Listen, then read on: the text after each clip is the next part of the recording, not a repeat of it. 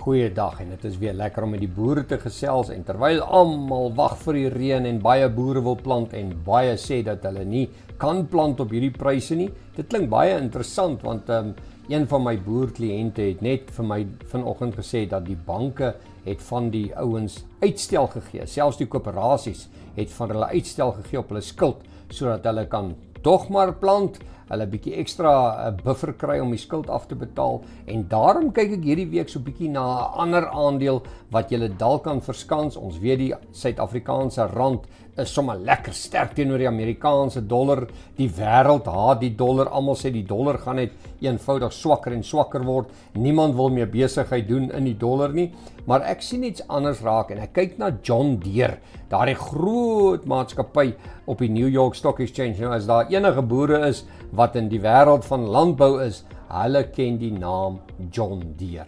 Nou wat ons hier gesien het is letterlik, ons sien hierso 'n pragtige afverkoop, ons sien hierso so 'n beentjie. Nou as ons dit kyk, dan sien ons dadelik wat, julle sal dadelik sommer herken wat ek hier sê, en dit is 'n klassieke omgekeerde kop en skouer wat besig is om plaas te vind. En kyk mooi wat gebeur. Elke keer wat die prys by hierdie neckline kom, dan is daar verkopers. En kyk mooi, hier is die linkerskouer. Daar's die linkerskouer klaar in plek. Daar's die groot kop wat gevorm is oor 'n klomp maande en hierso sit ons nou aan die regterskouer. Die regterskouer is besig om te ontwikkel.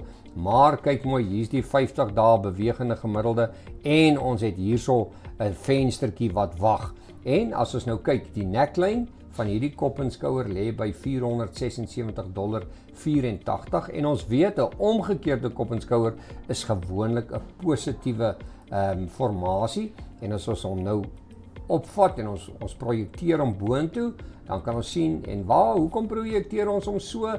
Ons gebruik eers die konservatiewe teken, die regterskouer na die neckline toe, van die neckline af bo na daardie teken toe, gee vir ons konservatiewe teken en kyk mooi interessant, dit kom presies by hierdie venster uit.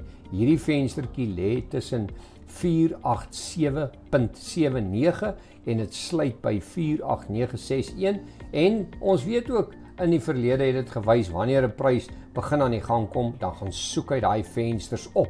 En julle gaan nou iets anders sien.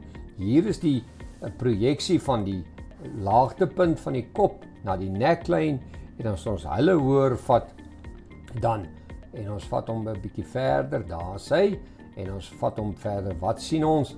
Ons sien dan dat hy baie maklik hierdie venster kan gaan sluit. En hierdie venster lê weer tussen 49920 en 500.55. En wat sê dit vir ons? As jy jou wil verskans, as jy dink die Amerikaanse dollar kan so 'n bietjie verswak, met ander woorde 'n bietjie versterk teenoor die wêreld en dat die boere weer gaan plant selfs oor see, ek dink die John Deere naam gaan nie wegraak nie. Ek persoonlik dink dat die maatskappy gaan beter doen soos landbou in die wêreld weer aan die gang kom na al hierdie tariewe wat die logistieke deurmekaar gekry het.